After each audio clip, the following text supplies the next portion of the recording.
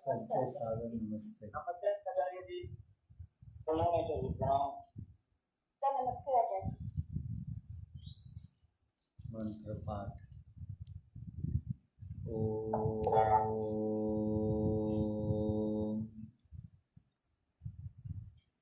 सहना भवतु सहनौ भुनक्तु सह वीर्यं करवावहै तेजस्विनावधीतमस्तु मा विद्विषावहै। ओम शांति शांति शांति।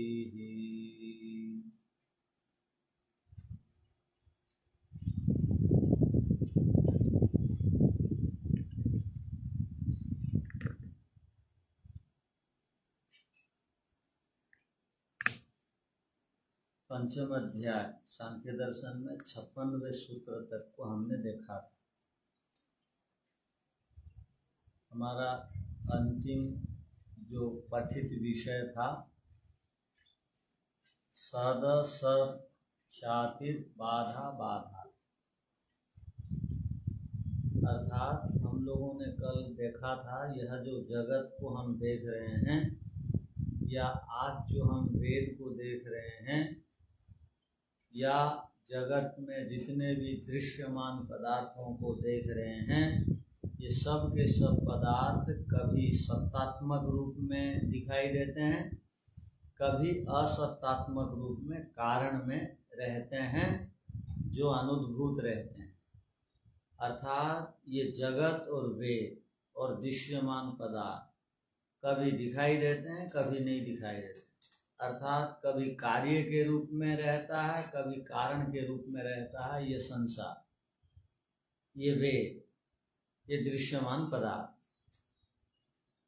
तो यहाँ पर कहा गया कि सत असत, अर्थात कभी सत्तात्मक के रूप में, कभी असत्तात्मक के रूप में।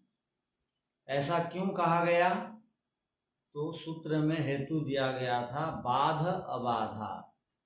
बाध कहते हैं नष्ट हो जाने को, टूट फूट जाने को।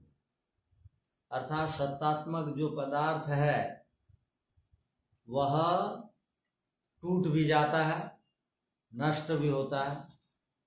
नष्ट होने से क्या पता लगता है? बाध माने नष्ट होना। नष्ट होने से हमको क्या ज्ञान मिलता है कि किसी पदार्थ का अस्तित्व था तभी नष्ट हुआ, ये ज्ञान पता चलता है। अर्थात किसी का अस्तित्व था, अर्थात कोई मर गया, इसका अर्थ क्या हुआ? बाध माने मर जाना। कोई मर गया, इसका अर्थ क्या हुआ? वो जीवित था, किसी की मृत्यु हुई, अर्थात उसकी सत्ता थी, उसका जीवन था। तो बाध देख करके हम जानते हैं, नष्ट को देख करके जानते हैं उस पदार्थ का अस्तित्व था। यदि अस्तित्व ही नहीं रहता तो पदार्थ नष्ट भी नहीं होते। तो ये बाध हेतु दिया सत्तात्मक के लिए। असत्तात्मक के लिए हेतु क्या दिया? सब पदार्थ कभी अबाधा, अबाध। अबाध का अर्थ क्या बताया गया था? उत्पन्न होना, पैदा होना। अर्थात आज कोई पदार्थ उत्पन्न हुआ है, इसका अर्थ है पहले असत रूप में था, सत रूप में नहीं था। यदि था तो उत्पन्न क्यों होता? यदि नष्ट हो रहा है अर्थात सदा नहीं रहता है, उत्पन्न हो रहा है अर्थात नहीं था। तो इसका अर्थ क्या निकला? ये जगत भ्रम नहीं है, ये जगत मिथ्या नहीं है। यह जगत कभी उत्पन्न होता है, कभी नाश होता है। यह वेद कभी उत्पन्न होते हैं, कभी नष्ट होते हैं। ये दृश्यमान पदार्थ कभी पैदा होते हैं, कभी समाप्त होते हैं। इसलिए इनको सत असत वाला जगत कहा जाता है। तो जगत का अर्थ कभी पैदा होना, कभी समाप्त होना। जगत का अर्थ ये नहीं है कि एक रूप में सदा विद्यमान तीनों काल में रहना। ये सूत्र का अर्थ था पीछे का। अब किसी को कुछ पूछना है पीछे? नहीं, सब जानकार हैं तो आगे बढ़ते हैं। अब जितनी बात बताएगी आप उतनी ही बात बोल पाएंगे।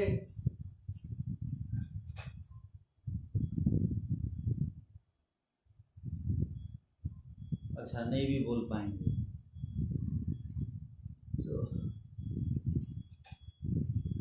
तो ये जगत कभी अस्तित्व में रहता है, कभी असत रूप में चला जाता है, कभी सत्ता में विद्यमान है, कभी अविद्यमान भी होता है।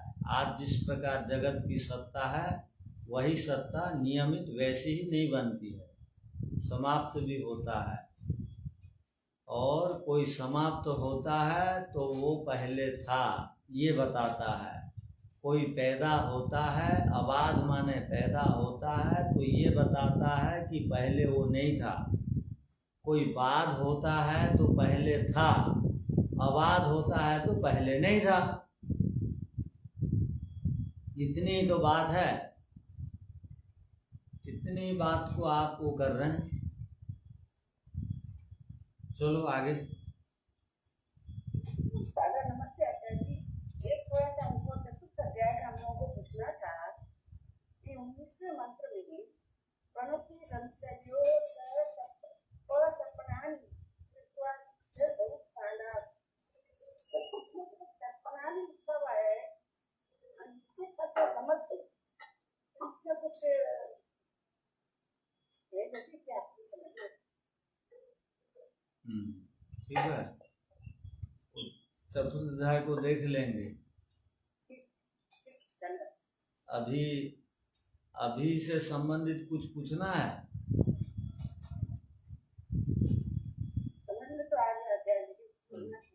चलिए अब आगे देखें।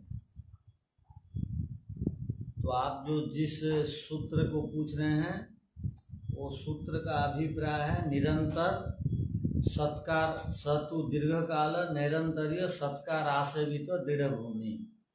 आप किसी विषय में यदि पूर्णता को प्राप्त करना चाहते हैं तो आपको विनम्र बनना पड़ेगा। उस विषय को जानने के लिए सतत प्रयत्न करते रहना पड़ेगा। जब तक वो विषय उपलब्ध नहीं हो जाता है, उस विषय को हम पी नहीं लेते हैं, उस विषय को नहीं छोड़ना चाहिए और उस विषय के जानकारों के पीछे लगे रहना चाहिए और उस विषय को समझने के लिए बुद्धि का व्यायाम करने की आवश्यकता है। ठीक है? तो अब आगे अब एक नया विषय चलेगा। सांख्य दर्शन के अपने कुछ विषय भी हैं। सांख्य दर्शन के अपने कुछ विषय भी हैं। इदानीम शब्द विषय सांख्य सिद्धांत। सांख्य दर्शन की अपनी बहुत सारी मान्यताएं हैं। उन मान्यताओं में एक मान्यता सांख्य की यह है कि वह शब्द को क्या मानता है। हम लोग जो भी व्याकरण आदि और जो भी दर्शन आदि को पढ़ते हैं वो दो शब्द सुनते होंगे, एक होता है शब्द, एक होता है स्फोट। पीछे भी इस विषय में संक्षेप में बताया गया था कि स्फोट क्या है, शब्द क्या है।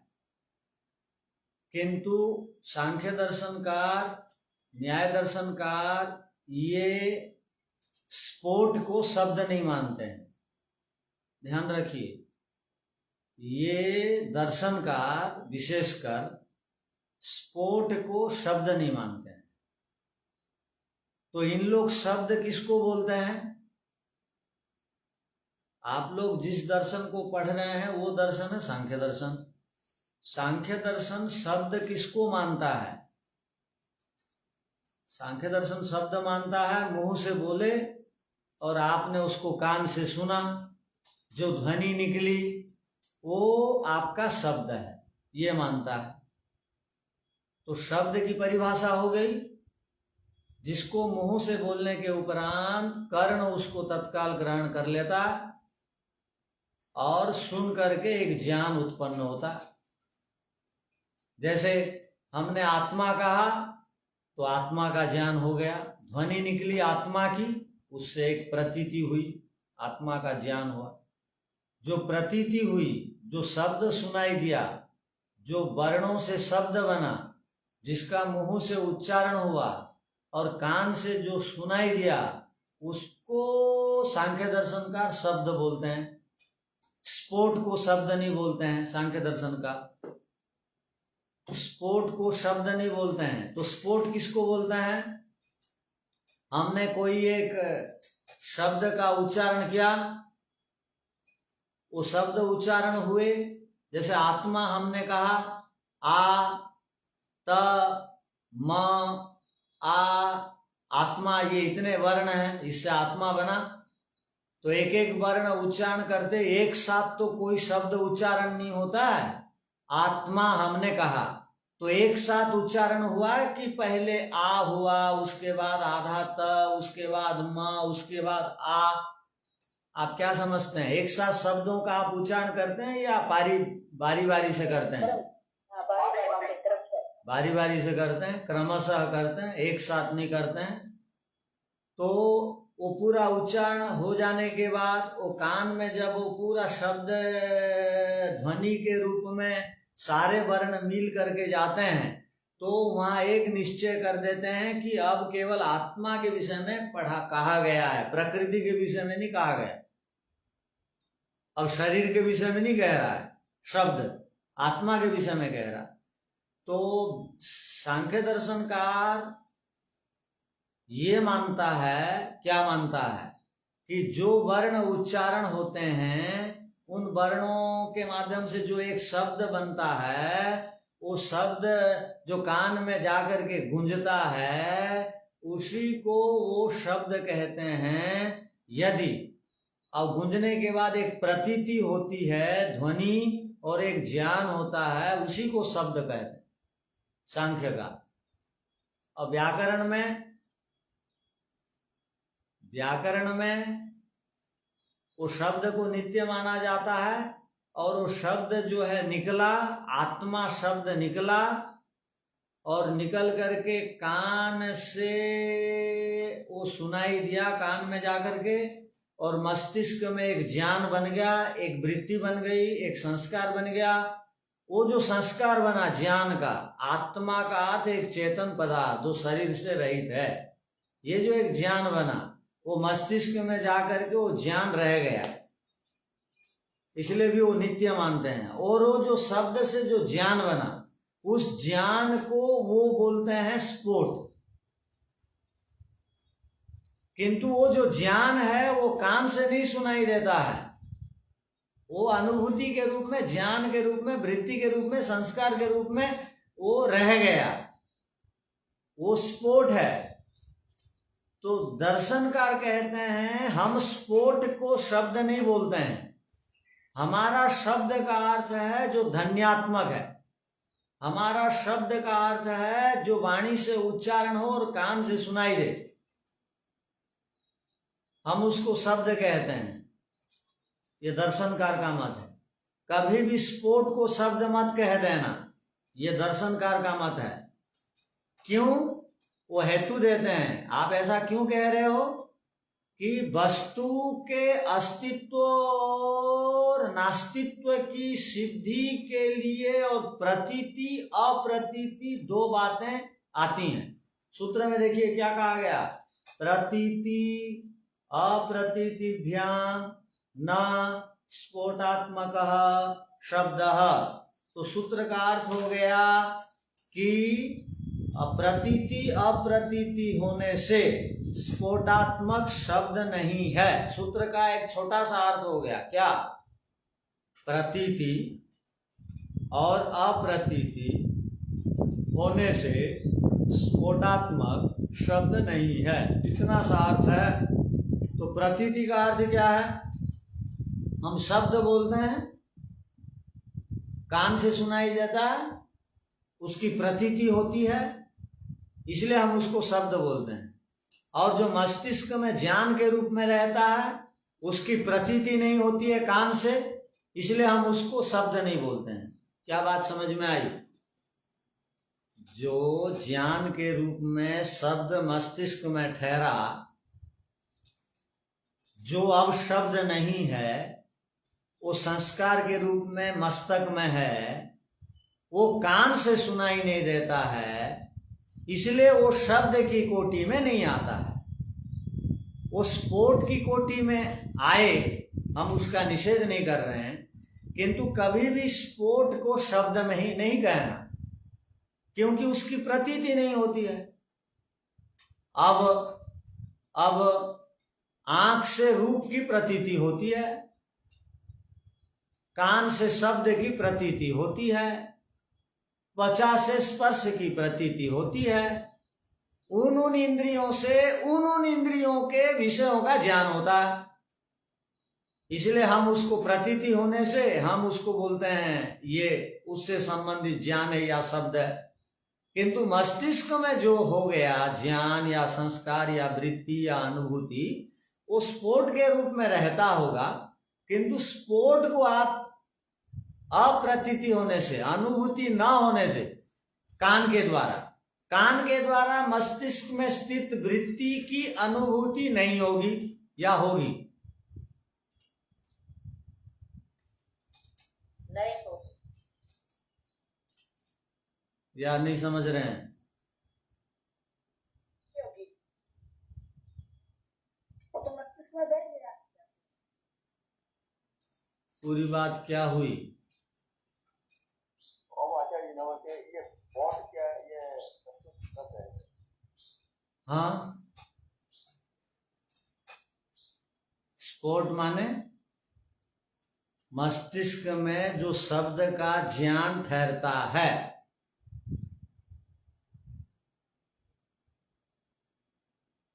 जो विस्फोट बोलते हैं ना, फटना, वही स्फोट से बना। स्फोट माने प्रकट, विकसित होना। तो स्फोट को यहां शब्द नहीं कहा गया। स्फोट अलग है, स्फोट का खंडन नहीं है, किंतु कहीं गलती से व्यक्ति स्फोट अलग है उसको शब्द में वो गणना ना कर दे। क्या बात पकड़ में आई? नमस्ते आचार्य जी। हाँ जी। ऐसा समझे हैं कि जैसे कोई भी शब्द बोला गया, जैसे अभी आपने उदाहरण दिया था आत्मा का, अथवा पृथ्वी आकाश, कुछ भी शब्द बोला गया, जैसे वह शब्द कान के माध्यम से आत्मा में पहुंचता है और वहां पर हमें आकाश शब्द वगैरह बोला गया, विस्तृत आकाश का बोध होता है, वो स्फोट है। और ये जो शब्द कान के माध्यम से ये शब्द है, तो वो ज्ञान आत्मा में ठहरता है। नहीं,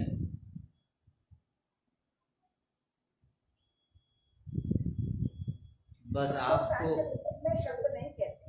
हाँ, आपको सूत्रकार जितना अर्थ कहते हैं उसको पहले पकड़ लीजिए। सूत्र क्या है देखिए, प्रतीति अप्रतीतिभ्याम न स्फोटात्मकः शब्दः।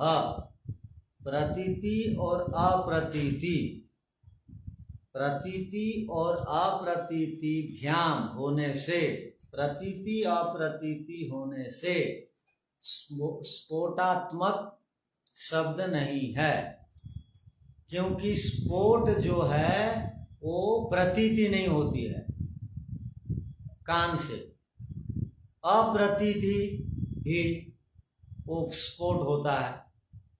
अर्थात हम जब शब्द का मुंह से, ध्वनि का मुंह से उच्चारण करते हैं, वो कान में जाता है और प्रतीति यह होती है, अनुभूति यह होती है कि अब कहा गया कपड़ा, इसका अर्थ है चेयर टेबल आदि के विषय में नहीं कहा गया, केवल कपड़ा कहा गया। तो कपड़े की जो प्रतीति हुई वो वर्णों से मिलकर जो शब्द बने, वो शब्द जो कान में सुना, वो जो कान में सुनने के बाद केवल कपड़ा के विषय में कहा जा रहा है, ना कि मोबाइल के विषय में, ना कि पढ़ाई के विषय में, ना कि पुस्तक के विषय में। ये जो एक प्रतीति हुई, ये जो प्रतीति है, इसी को कान तक जाने से, मुंह से उच्चारण होने के बाद जो एक प्रतीति हुई, उसी को शब्द बोलते हैं। और मस्तिष्क में वो ज्ञान ठहर गया जाकर के, किंतु उसको अप्रतीति होने से कान से उस स्फोट को शब्द नहीं कहा जाएगा। जो वृत्ति है, जो ज्ञान है, वो स्फोट है। जो शब्द है, जिसका उच्चारण होता है, जो कान में जाता है, जो गूंजता है, जो निश्चय करता है कि केवल पानी कहा गया, केवल कपड़ा कहा गया, केवल पढ़ाई पुस्तक के विषय में कही जा रही है, ये जो प्रतीति हुई, इसको बोलते हैं शब्द।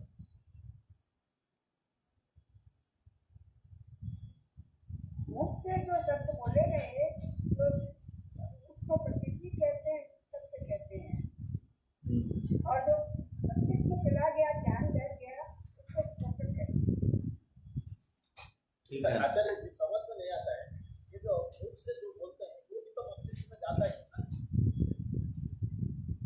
जाता ही है। तो मस्तिष्क और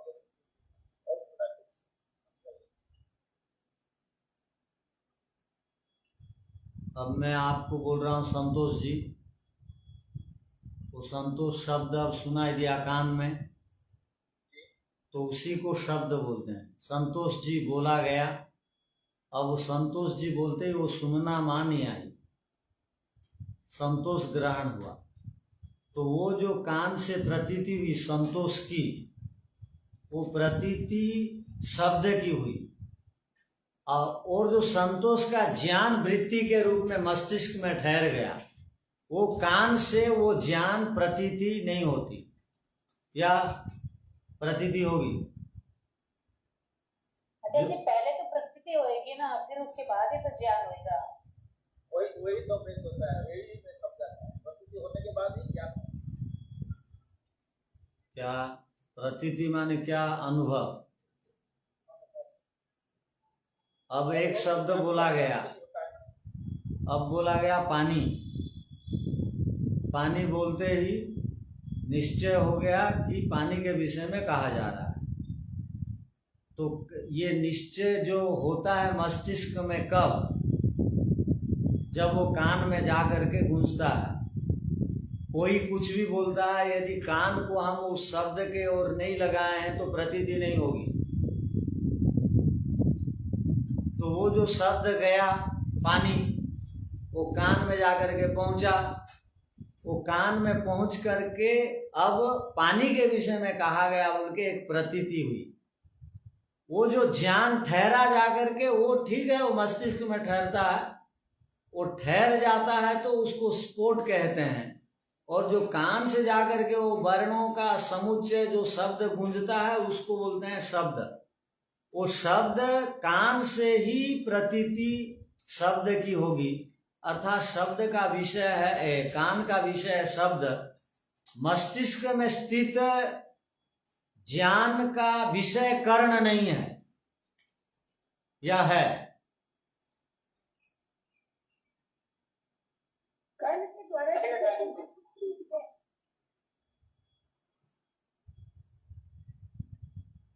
इसका मतलब आप पूरी बात पहले समझ जाइए। विषय तो करना ही है ना।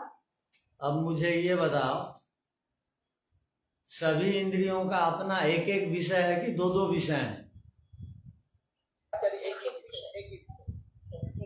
तो यदि एक ही विषय है तो शब्द ही कान में सुनाई देगा, या मस्तिष्क का ज्ञान को भी कान सुनेगा? शब्द को जो उच्चारण हुआ है उसके कान। बस मस्तिष्क में जो है वो तो शब्द के रूप में नहीं बोला जा रहा है मुंह से, तो नहीं बोला जा रहा है तो वो क्यों सुनाई देगा? तो नहीं सुनाई दिया। मतलब जो हाँ उसमें है, उसके ज्ञान के आधार पर जो बाद में संस्कार बन गया, उसके आधार पर जो हम पाएंगे उसको स्फोट शब्द बोलते हैं, स्फोटात्मक शब्द बोलते हैं। तो यहाँ पर क्या कहा गया, स्फोट को शब्द मत बोल देना। मगर जो शब्द कहा गया वो क्या ज्ञान में बैठा है? क्या जब मुंह में शब्द उच्चारण किया जाता है वो कान में जाएगा और उसका वो भी मस्तिष्क में ज्ञान में भी जाएगा। तो क्या हुआ, गया कुछ, आप कुछ भी करिए, आप कुछ भी करिए उसकी वृत्ति बनेगी। ये शब्द है और स्फोट है। हाँ, आप कुछ भी करिए उसकी वृत्ति बनेगी। तो वृत्ति को ही ज्ञान बोलते हैं, वृत्ति को ही व्यापार बोलते हैं, वो वृत्ति को ही अनुभव बोलते हैं, वो वृत्ति से ही संस्कार बनता है, वो वृत्ति के कारण दोबारा करने की इच्छा होती है। तो दोबारा करने की इच्छा हुई, दोबारा उस शब्द का प्रयोग किए, जलेबी। तो जलेबी शब्द वृत्ति के रूप में है मस्तिष्क में, वो स्फोट है, वो शब्द नहीं है। किंतु जब जलेबी हमने मुंह से उच्चारण किया और कान ने सुना तो वो शब्द है। तो शब्द अलग है, स्फोट अलग है। यहाँ पर स्फोट का खंडन नहीं है, केवल इतना कहा जा रहा है कि स्फोट को शब्द मत बोल देना, क्योंकि ज्ञान जो स्फोट के रूप में मस्तिष्क में है वो कान से प्रतीति वो नहीं होता। जो स्फोट है वो शब्द नहीं है, और जो शब्द है वो स्फोट है। स्फोट शब्द नहीं है। तो आप जो सुने उसी को बताइए। यहाँ पर किसी का खंडन नहीं है, केवल एक बात यहाँ पर बताई गई, जो स्फोट को शब्द समझता है वो मत समझे। शब्द वो है जो ध्वन्यात्मक है, बस।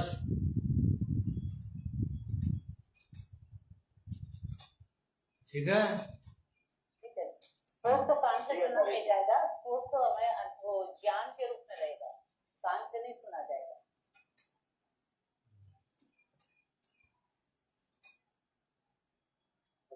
उस शब्द को सुनकर ही जो ज्ञान उत्पन्न होगा आत्मा के अंदर, वही स्फोट हुआ ना।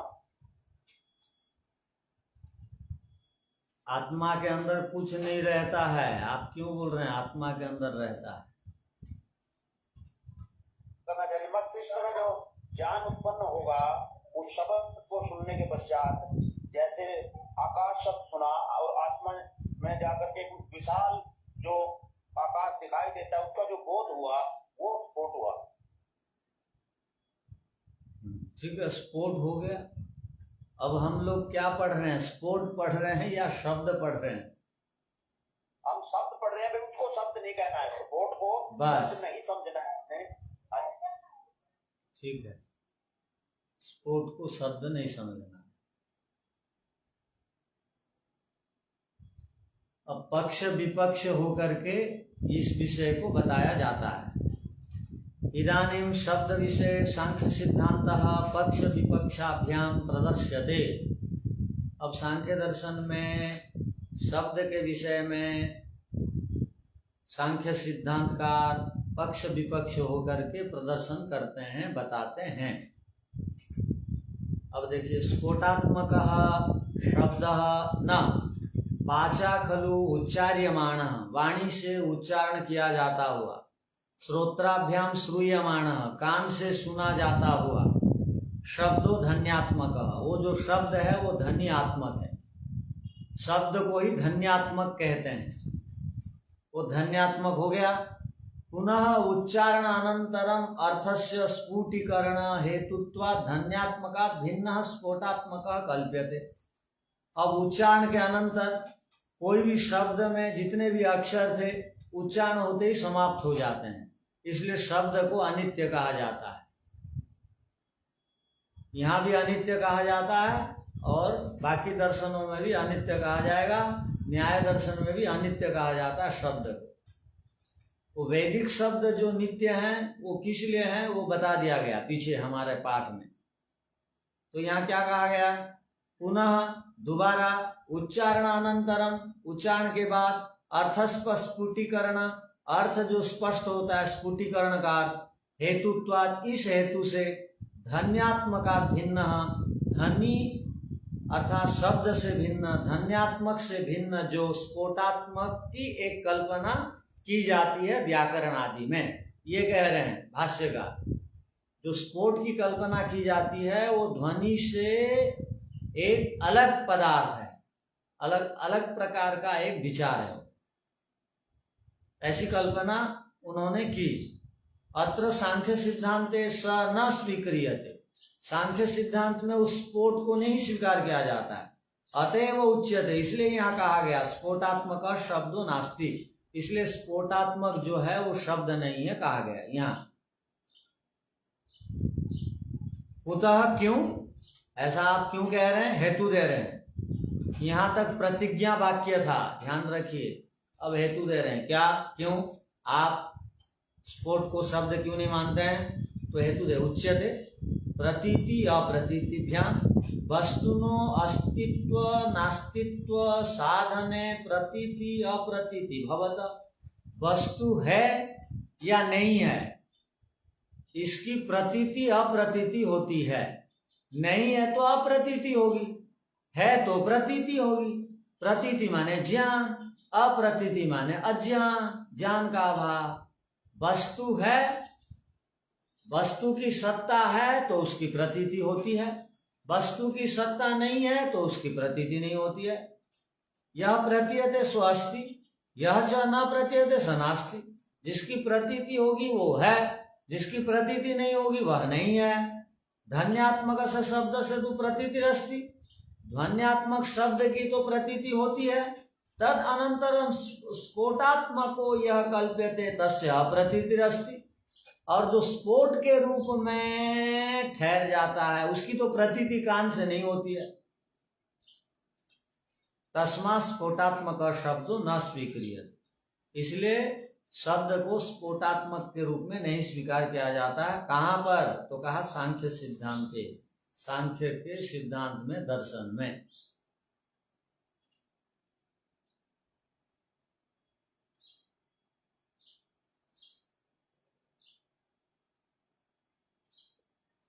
अब लिख लीजिए,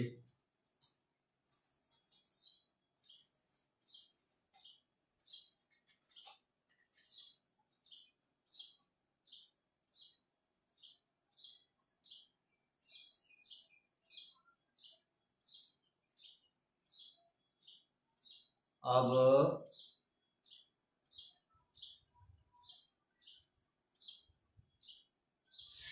सांख्य की मान्यता।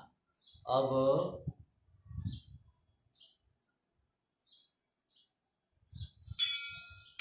सांख्य की कुछ मान्यताओं पर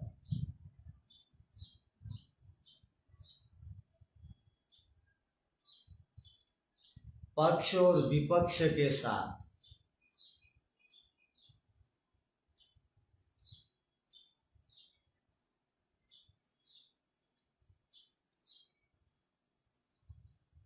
बताया जाएगा।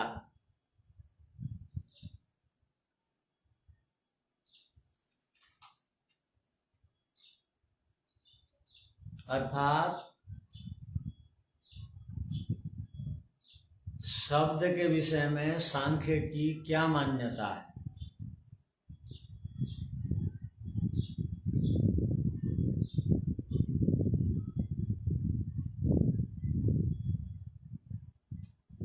अब वह सांख्य दर्शन का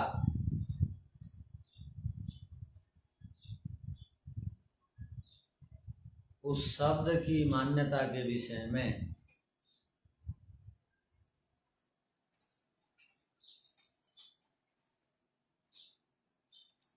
पक्ष विपक्ष पूर्वक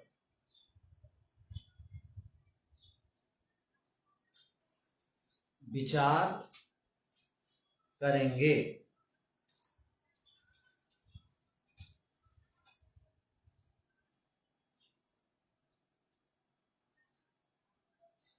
प्रतीति, अब सूत्रकार, प्रतीति, अप्रतीति होने से स्फोटात्मक शब्द नहीं है।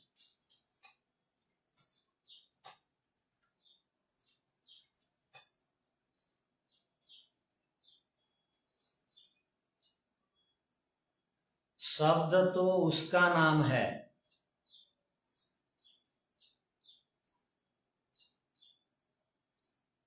जो कर्णेंद्रिय का विषय बनता है।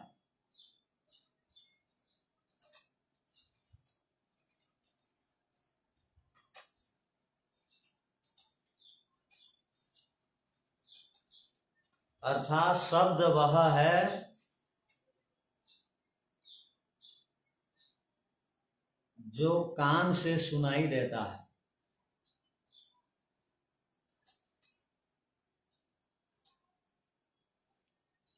अतः सांख्य दर्शन का स्फोट को शब्द नहीं मानते।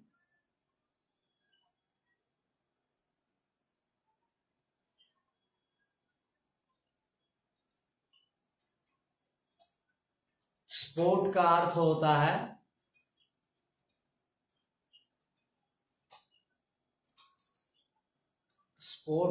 होता है मस्तिष्क में शब्दों के बारे में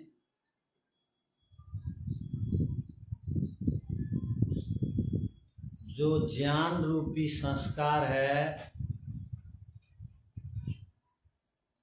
वह स्फोट है।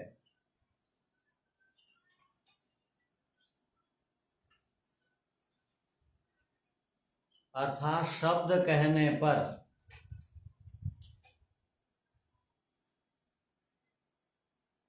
जो शब्द का स्वरूप है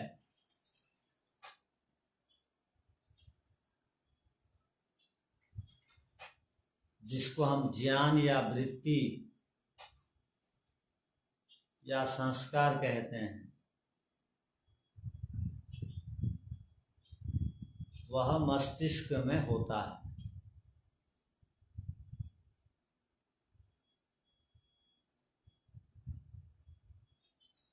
उसका नाम स्फोट है।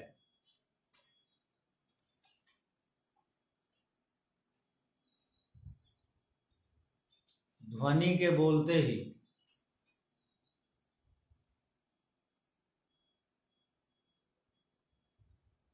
उससे संस्कार बनता है।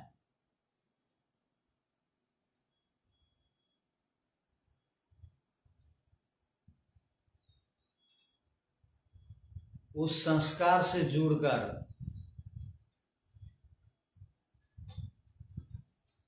जो ज्ञान होता है उसको स्फोट कहते हैं।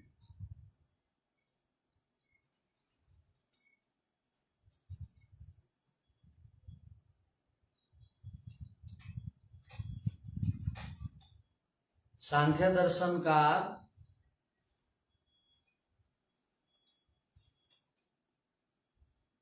कहते हैं जो स्फोटात्मक ज्ञान है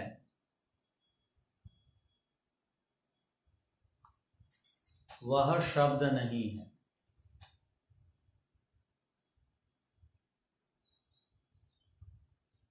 क्यों नहीं है?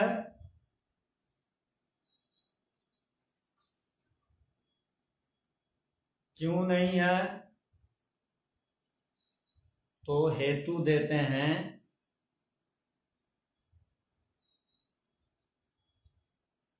कि वस्तु के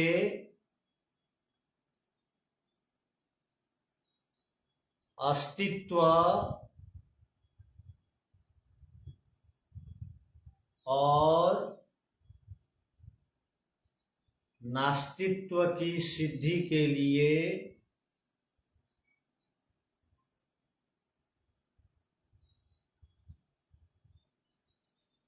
प्रतीति और अप्रतीति होती है।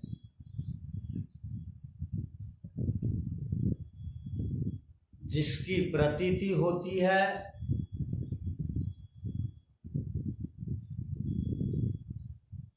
उसकी सत्ता मानी जाती है।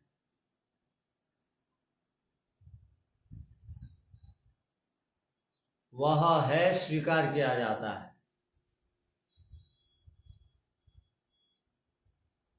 जिसकी प्रतीति नहीं होती, प्रतीति बराबर अनुभूति, ज्ञान,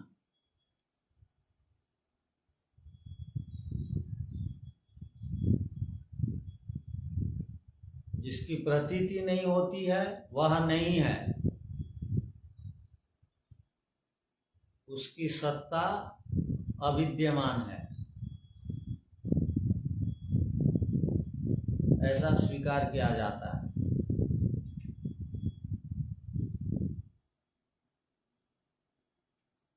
प्रतीति होने पर यह वस्तु है, इसको मानते हैं।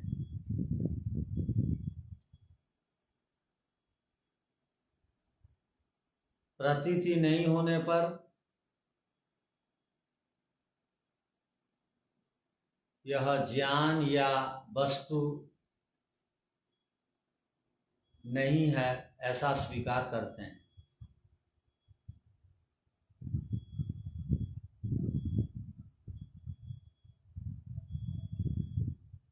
जो ध्वन्यात्मक शब्द है अल्प विराम,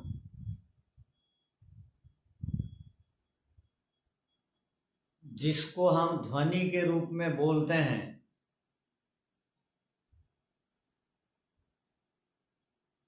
अल्प विराम, मुंह से बोलते हैं। आचार्य थोड़ा सा धीरे हो। मुंह से बोलते हैं, ध्वनि के रूप में बोलते हैं, बराबर मुंह से बोलते हैं अल्प विराम, और उसको कान से सुनते हैं।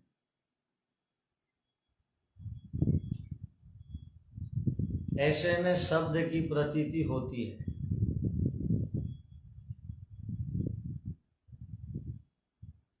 अर्थात बोध या ज्ञान होता है।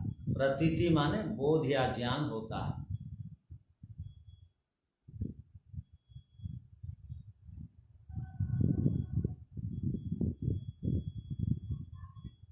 किंतु जिस स्फोटात्मक की कल्पना की जाती है,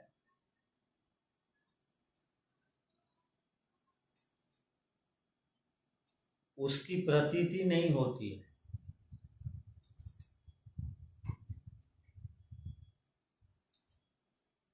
अर्थात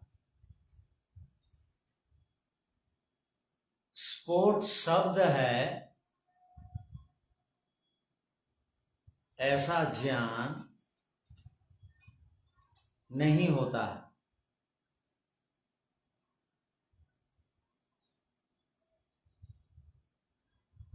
स्फोट शब्द है, ऐसा ज्ञान नहीं होता है। अतः स्फोटात्मक शब्द को, अतः स्फोटात्मक शब्द को यहाँ सांख्य दर्शन में स्फोटात्मक शब्द को यहाँ सांख्य दर्शन में चर्चा का विषय नहीं बनाया गया है।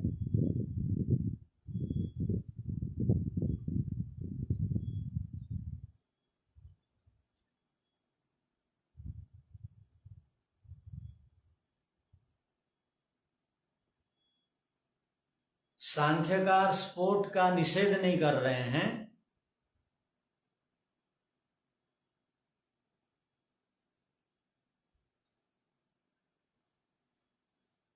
किंतु स्पोर्ट को शब्द कहने में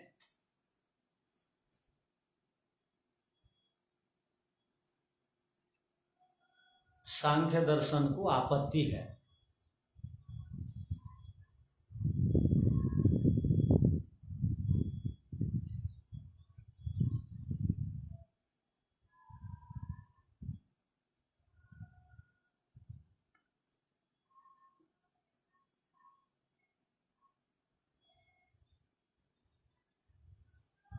आप लोग समझ गए होंगे?